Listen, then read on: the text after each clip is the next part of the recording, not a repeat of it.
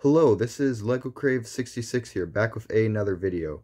And today I'll be reviewing set 10237, Tower of Orthanc. This right here, before 2023, was my favorite Lord of the Rings set, and probably in my top 2 or top 3 Lego sets ever.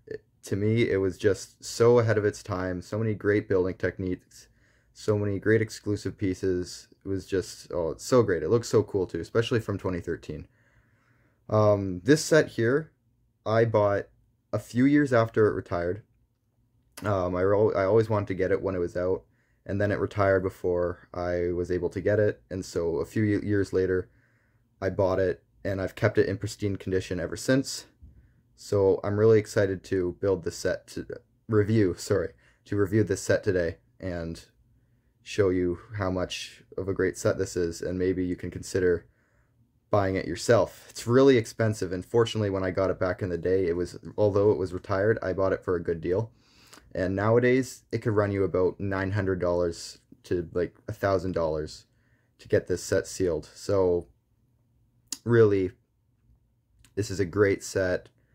I definitely suggest getting it. So let's get into the review. And as you can see here, it's massive, so this is going to be a long review. Before we start the review, I just want to take a look at the box, just because I really cherish these boxes from the early 2010s for Lord of the Rings.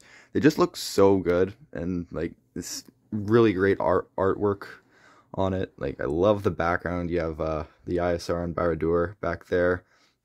I don't know, it looks so great. It's compared to nowadays boxes, I'm not a big fan of them because like it's just black, like these black box art, and it's like it's not that it's lazy, it's just boring. And this, it just has so much color, so much, like it kind of pops, you know. And even looking at the back, it shows. Oh yeah, here's like pretty good side box art too. But like, just look at the back, like all these cool details that it shows for the set. Like, you really don't get that nowadays. It's kind of just, they try to make it look as plain as possible, maybe to save money, to be quote unquote better for the environment, make it more appealing to adults. There's a lot of reasons, but like, a lot of people, especially like in my generation and generations before that, I think prefer this like box art, which is with more detail, like a lot more fun for people to look at, a lot more appealing. But yeah, that's just one thing I wanted to point out. And yeah, by the way, this set comes with a light up brick, so we'll get to that later. So yeah, let's begin. Okay, so starting off with the minifigures for this set, we go to Saruman the White, and this minifigure is exclusive to this set. And they did release in the same year another Saruman, but he didn't come with this dress piece. It's the old dress piece, so it's kind of more of a brick than an actual, like, there's these studs here, than an actual leg. But that's fine, because it still looks great. He's probably the best minifigure in this set. He also comes with an extra pair of legs if you want him to sit, which I've never really used, but if you want, you can use them. But yeah, great printing, great detail. I love the beard. He also has another face under this. It's all, by the way, it's the same as Count Dooku, which is like a really cool reference because, you know, they're the same actor. So I liked how they did that. So yeah, great minifigure, great printing, love the face. And I think nowadays they wouldn't put as much detail on it. Like, I just think it's so detailed, in my opinion. The printing on the face and the printing on the torso, it's great. Moving on, we have Grima Wormtongue. He's a pretty good minifigure. He's goes for a lot. Like, he's worth a lot of money. I think $120 around there. And I keep him. I have him in really good condition, so that's great. Also, I do, and I love and I don't love the original hard capes, because at the same time, like, I like how they're great for posability, and they're pretty nostalgic. I remember when they changed them, I was pretty upset, but at the same time, they bend so easily, and then they just look bad. Like, look at Saruman. Because I put him in his, like, the balcony when I display the set, his cape bends around the side now. So I have to deal with that problem, but it's not too bad because it doesn't bend terribly, and I could flatten it if I want, but that's just one problem with it. But Grima Wormtongue, he looks pretty cool. He also has another face under this. It's like more of a worried face, so this one's angry. He comes with a knife, you know, to stab Saruman from The Return of the King. And yeah, overall, he's pretty good. Now, next, we also have a great minifigure here. We have our Uruk-hai. He comes with so his helmet and his shield is printed compared to the other Uruk-hai from the other Lord of the Rings sets. So he's non-exclusive because that printing came in another set in 2012, but still really great minifigure. I think nowadays Lego can probably get away with releasing a minifigure like this. It just looks so great, especially for the time. And his torso underneath the armor, but I kind of have to take off everything to show the torso, so that's fine.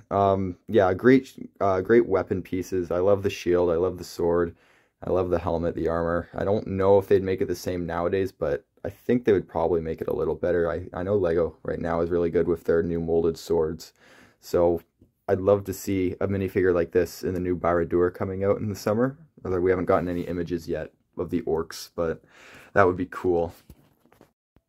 So next we have a pretty basic minifigure. He comes in a lot of sets. It's an Orc Pitmaster. Well, the name's different, but it's still the same minifigure, just with different weapons. So he comes with a large axe right here, and then right here's a little grappling hook that he can wrap around the end. Overall, I really like the orc, like this orc. They have a lot of, like, this one in particular. They've made so many. I have a lot of them. Yeah, I mean, like, nowadays, if they were to make them, I think they'd focus heavier on, like, more printing, and also, of course, like, more customizable. Other than that, I think he's pretty good. Classic minifigure. Yeah. Now, moving on, we have Gandalf the Grey. Without his hat, he has a hairpiece right here. Really great. He has two sides to his face. And like a happy face right here, and then an angry face, which is underneath the beard. Yeah, really good minifigure. I still really like him. I know he doesn't have leg printing, but in my opinion, I think he's a lot better than the new Gandalf, his face print. Like, even though the new Gandalf has more printing on the legs and it's more detailed torso print, but his face is like a reuse of another old man minifigure, and I feel like they just should have stuck with the original instead of like reusing a guy like a old man head from a random set. I think that would have worked a lot better, because I still really like the face. It's very iconic too. Anyone who likes Lego can recognize that, like, hey, that's Gandalf. So yeah, great minifigure. Comes with a staff. Yeah, moving on. We have the eagle.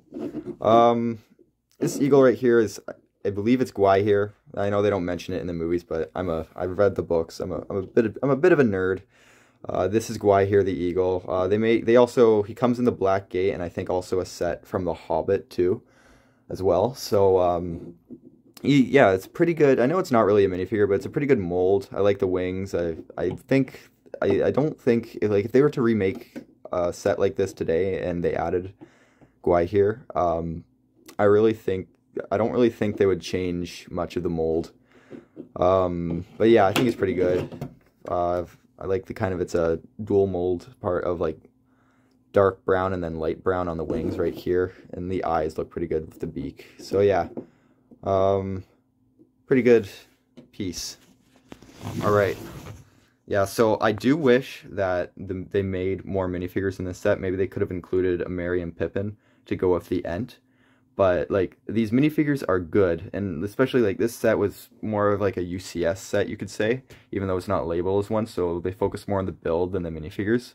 But, like, the minifigures are, like, great, so I really don't care that they didn't make a Merry and Pippin. That's fine, but, yeah, great minifigures. So before we start looking at the tower, I want to take a look at the Ent. The Ent, I have to say, is really well made. There's no special molded pieces for him. He's all brick built. Yeah, he's pretty good. I mean, there's a few problems. and I'll say a few.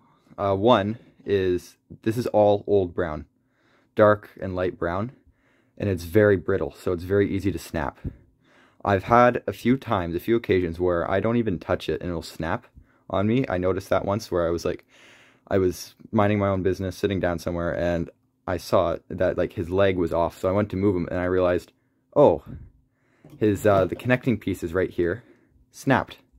So I had to go get new ones from Lego. Thankfully I got them for free because of course they get this problem a lot. And yeah, so that was a big hassle, and then I had to replace it, and then I ended up breaking more pieces. We're trying to like put the new piece on and taking the old piece off, and then I had to get new ones. Thankfully I had new ones. But yeah, so that's one problem to be mindful of when you get an old set like this. Back then it wasn't as big of a problem because I think what I noticed is it kind of wears with time. But yeah, other than that, that's just a small little nitpick. The end itself is pretty cool. He has this cool feature where you could give him like an orc, let's say an orcai right here, and just grab him, and then he could swing him like this back and forth, and I think that's really funny. But yeah, pretty cool minifigure overall. Well, not minifigure, brick built figure. Overall, I kind of like him. But yeah, other than that, pretty good. I think this is supposed to be Treebeard, but they don't really tell you that in the set. Like, there's no label on that in the set, or if you watch like the designer interviews, they don't specifically say this is Treebeard. They just say it's an Ent. So if you want, you could say, oh, this is Treebeard. I mean, it kind of looks like Treebeard, and this is what I mean. Like, it should have came with Pippin and Merry, because you could have put like Merry and Pippin up on here when like they're attacking Isengard, but it's fine. But yeah, great. Okay, so now let's start with what most of you have probably been waiting for, is the actual tower itself. So yeah, as you can see, this is massive, and I'm just going to start with the outside, then I'll move to the back. But yeah, so right here you have these staircases leading up to the door, which you could open, revealing small interior back there. You have these plates that you build along the outside here to make it look very smooth, and I think that like they've used that tactic very well. Very great building element, especially for the time. Like I said, these are like great design choices, really great building ideas, very creative. So yeah, the bottom, I have to say, looks really good. And that's not my favorite part of the set, of course, but like it looks really clean, really smooth. So yeah. Now moving to this middle section right here, so we have this balcony where you can put Saruman in. So you know, I'll show you that right here. Sometimes you gotta kind of take off his staff first, because his staff doesn't quite fit in with the balcony. Shoot. So yeah, just, you know, put him in here, and he commands his armies from there. You have that scene from the Two Towers there. You could motivate the Uruk-hai to Helm's Deep. So yeah, it looks really good. You also have these neat window designs right here that they built, and I think they look really good. Again, really smooth. They aren't really leaving any exposed studs. Yeah, great. Also, they have these cool spikes along here, which I kind of like. They look kind of menacing because, you know, of course it's an evil tower where the evil wizard Saruman dwells. So I kind of like that. Very, very neat choice. And then we have this section right here where you have more revealing windows, bigger windows into another room.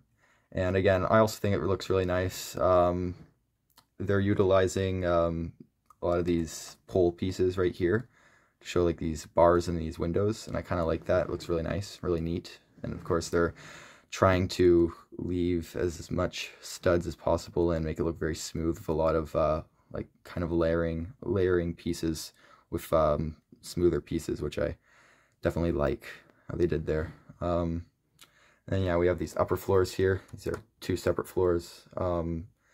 Yeah, that's where this is where the tower starts to narrow. So You have these pieces right here to, you know, show that it's getting skinnier. And then right here you also have more of these spiky pieces, make it look, of course, menacing. Looks pretty good, parallel on each side. And then yeah, and then you have the top of the tower with the spikes, very iconic. Again, all sides are parallel to each other. And yeah, personally I think it's really great up here. I know it should be black, but it doesn't really matter too much. You can put Gandalf right here, waiting to be rescued by the eagles to escape. And yeah, pretty good. Really love the building techniques here. They're very modern, especially for the time of 2013. So yeah, I really like this tower, especially the outside. Very great set to display. Okay, so to start off with the first 2 floors, you're greeted by this like lobby with these 2 banners on each side and these axes parallel to each other, with the banner of the White Hand of Saruman, and you have this statue here, and the doors from the outside can open up. And yeah, it looks pretty good. You also have this little corridor back here. There's nothing in there, but you know what I do with it is I kind of utilize that spot where I put Saruman's white legs, and I just put them there whenever I need them. Sorry, I put them there, and then I take them out whenever I need them. So yeah, it's pretty. I like this spot, and also you have the chandelier up here, which you use later in the upper floors for something, and I'll get to that. But yeah, you press down on this, and that's where you use the light up brick. But yeah, I like the lobby, and then right here you have this trap door, and that leads you to the dungeon. What the trap door does is, of course, you could put like a unwanted visitor, and you could open it up, and then, oh yeah, well, it was supposed to go down, but that didn't work that time. Yeah, and then you could bring them down there, and oh no, they're trapped in the dungeon. But yeah, now yeah, the dungeon, there's some pretty good details hidden inside of it. Oh, you have this chain right here with like a boulder, so someone couldn't leave. You have these bones, and they're held together by these dark red connecting bricks right here. I think that's supposed to represent blood. You also have 2 skulls, so I really like that hidden detail. You have a big rat, and then you have these pretty cool sticker details right here. I know it's kind of dark in there, but you have these wargs, and then you see these like eyes peering at you in like the dungeon. I think that's a really cool detail. I really like that. So yeah, those are the first 2 floors. I have to say, it looks pretty fire, pretty good. So yeah, let's move on. Okay, so this is probably my favorite floor, because it comes with probably the best play feature in this entire set, is the light up Palantir that Saruman uses to contact Sauron in the Lord of the Rings trilogy. And you can look like in the movie, it lights up, showing that like Saruman is conducting his evil deeds with Sauron. So yeah, pretty cool. Also, one complaint, I really don't like how in movies they sometimes, or in books, they have like this, like 2 similar characters start with the same letter. I know a lot of people mix Saruman and Sauron up, so yeah, pretty funny. Anyway, so yeah, that's pretty cool. They also made a set like this in 2013 as well. It was just a cheaper way to get Saruman. It's called the Wizard Battle. I have it. I got it in 2013, you know, because I couldn't afford the Tower of Orthanc back then. And basically it was just a fight with Saruman and Gandalf. It's nothing really special, but it came with a like Eye of Sauron piece that wasn't the light up Palantir. And by the way, this Palantir piece, it sells for a lot of money. I checked, and like if you have it in good condition like I do, you could sell it for close to like $100. So yeah, that's great. But yeah, so there was a set like this, and I really don't understand why they made it that like especially in that same year too, because it's basically just the same set and just a cheaper way to get Saruman. So I don't know, I wasn't I wasn't too, I mean, at the time I liked it, but nowadays it's like, why? They could have made a better set. Also, you have these two lanterns right here, and then a throne. I know it's kind of hard to see, but it's a throne for Saruman that you can put him in the back. So, yeah. This is probably, I like it, like I said, favorite section in the set. Really like it, really great. So yeah, let's move on. Okay, so here you have, above the other room, you have this alchemy room, and some pretty cool hidden details that you have. So right here, you have the bomb that came in the Helm's Deep set. That's actually one, there's only a few Lord of the Rings sets, like 3, that I don't have, and Helm's Deep is one of them, the big one. And I really do regret that, but yeah, you have, I really regret not getting it, but you have this, the bomb right here, and then you have a little cauldron right here. You have all these studs, which I think is like gunpowder for the bomb, and that's where you have like Grima Wormtongue kind of come in, and he's like, one does not simply break stone with fire, something like that. So yeah, cool reference right there. You have these potions in the back too, which is nice. A pot, a bucket, and another axe. Yeah, so pretty cool section. Very crowded, I have to say. It's kind of hard to put a minifigure in there. You could really only fit one, but I do like it. Not much else to say about it, so yeah. Okay, so moving on to these last 2 floors, we have this kind of like a library for Saruman right here. You have actually really cool details of sticker details right here. You have the 5 wizards, so the 2 blue wizards on the side right here. And then you have in the middle Saruman, and then Radagast the brown, and Gandalf the gray. And then you have a book back here and 1 book in the middle, which I just think is really cool. And you also have this little sheet. It's not a map, but it's talking about one of the rings of power on it, as you can see here. And then moving up, we have this trophy room. Now, there's a lot of hidden details here, and if you watch the designer review from 2013 that the designers made, they could show you all these hidden details and references they added, and I'll explain a lot of them.